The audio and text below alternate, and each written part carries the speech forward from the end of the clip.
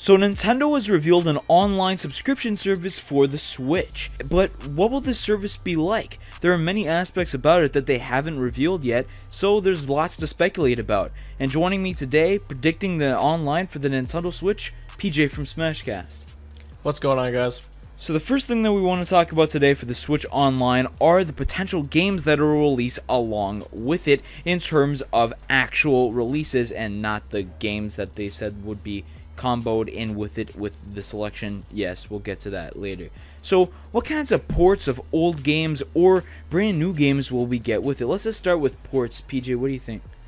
I mean, personally, I think we're going to get Smash most likely. I mean, it's been talked about a lot with that Emily Rogers leak saying that Smash is going to have like an ultimate version coming up at E3, and we're kind of thinking what we'll get to later also, like the release date. So I think it'll be included with it, and possibly Mario Maker, and there's a bunch of other ports that we talked about in another video.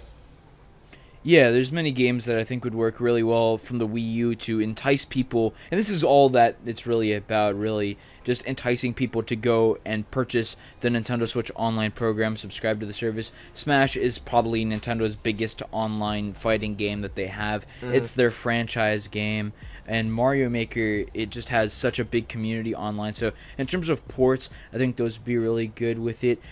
For new games, obviously, we discussed before recording this, I think maybe some sort of MMO or whatever. That's pretty lacking on Nintendo consoles, I think, right?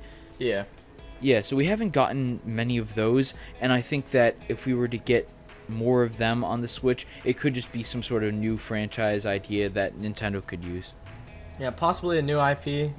We never really know, but hopefully that'll happen because Switch Online just opens up a whole new opportunity for Nintendo. You never know.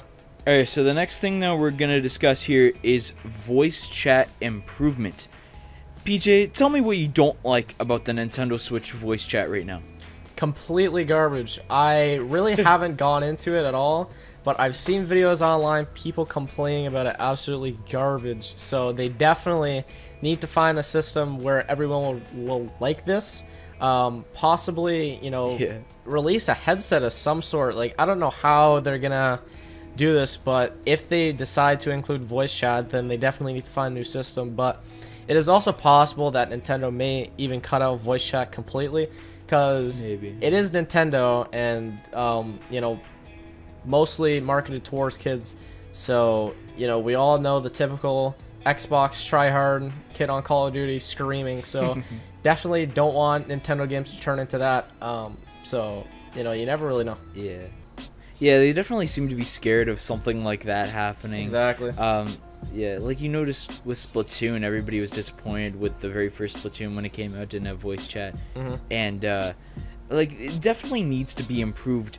They already said that there was going to be some connections between their app and the voice chat, but I just think that this whole app thing and this peripheral that they had go along with it for when Splatoon 2 came out, that was absolutely awful, as you said. So, like, they really need to improve that for when the online comes out, because people are going to be paying for this, and if you're doing something that the fans don't want, fans are probably not going to pay for it. So it's really something that Nintendo has to think about if they want this to succeed. So next we're going to go into the monthly game service, so how it's going to work and what systems from games we're going to get.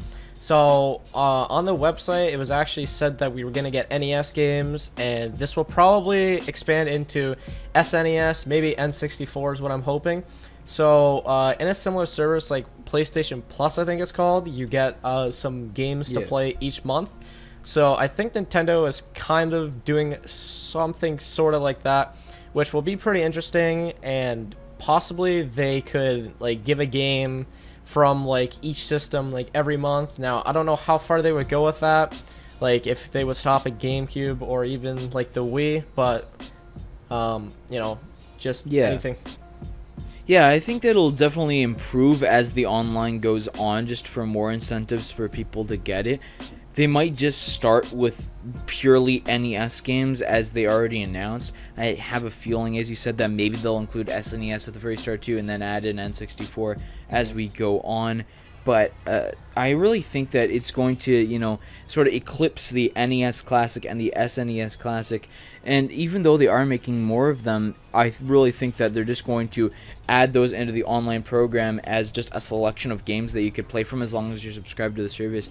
And they'll just say, why are you going to pay all this money for the NES and SNES Classics when you could just sign up to our online subscription service, when you could get these games for like $20 a year or whatever they announce that the price is going to be for this service. It's just going to be a much better deal, and it's going to be very easy for Nintendo to promote this sort of thing onto its fan base. Yeah, agreed. And also how the world's evolving right now, how everything is like on the cloud, and how, more people are starting to stream things, for example, than go out and buy them. Like movies, just for example, like you don't see DVDs around or anything like that. Yeah. It's Netflix and all that. So to kind of just compare to that, no one's gonna want to go out and buy an NES or SNES Classic as like this goes on, assuming that we're right with this prediction. They'll probably just use a service and say, hey, we can play these great classic games for this price per year. So yep. Yeah, exactly. You're completely right with that. Like this digital market thing that they sort of seem to be adapting into. I don't really know how far they're going to go into it, because they're not really adding these huge amounts of storage onto the Switch as like PlayStation, Xbox do for their consoles.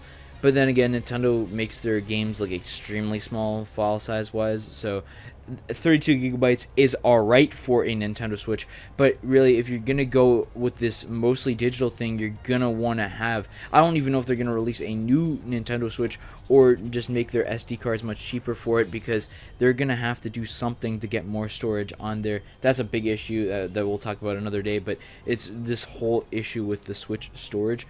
But yeah, I completely agree with your point there about how they'll just put those games on there, and it's sort of like a Netflix style. I think they would work out really well for the Switch. And for the last thing that we want to talk about, this is probably the biggest point and the one that we have to get most excited about, really, the reveal date and the release date. So we already have a projection that Switch Online, the service, will come out in September of 2018. That's what Nintendo has stated for now. I don't think we have to get too specific with that release date, but PJ, when do you think that it's actually going to get revealed?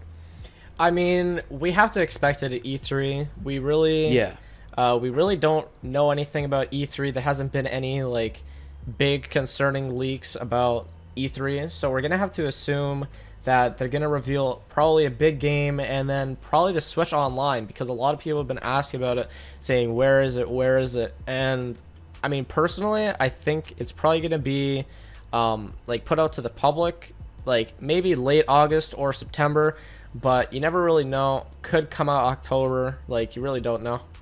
Yeah, I think E3 is the perfect time to reveal that. If they end up doing their press conference sort of thing, which they haven't done in a few years, but if they go back to that, I think it'll just be a really good reveal that'll get a lot of people excited that are actually watching there.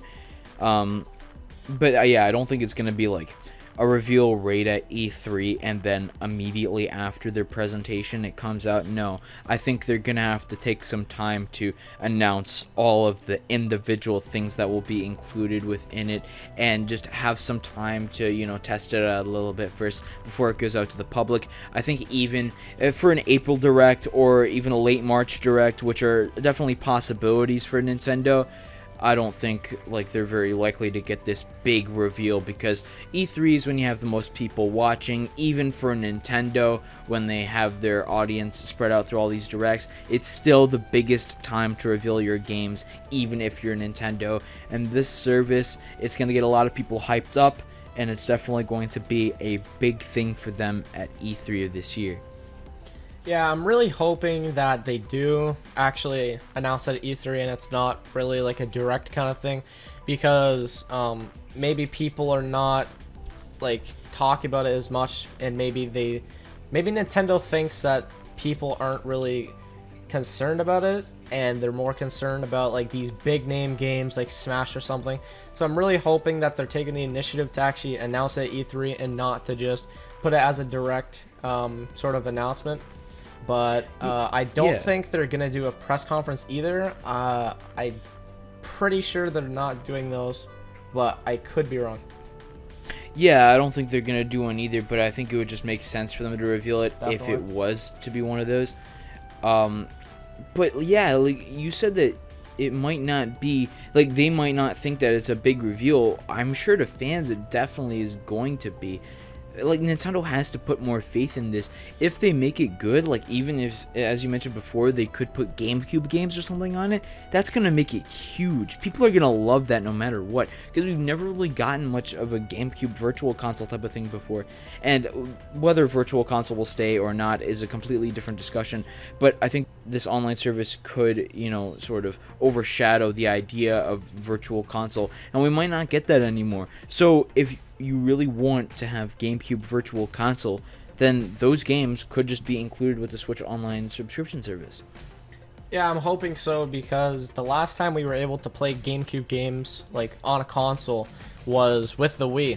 So, yeah, you know, obviously very long time ago, but I really hope that they kind of give us the GameCube games that we want, like Super Mario Sunshine and all that. Like, we've talked about this before, but yeah. Yeah, definitely. And for more videos like this, I recommend you go over to PJ's channel, because he talks about Nintendo a lot over there. We made a great video over there talking about best third-party character ideas for Super Smash Bros. Those are going to be the characters that we think are going to be included in the game in terms of third parties. So go over there, check it out. The link's on the screen. Subscribe to both of our channels for more Nintendo content. I'll see you next time. Thanks for watching.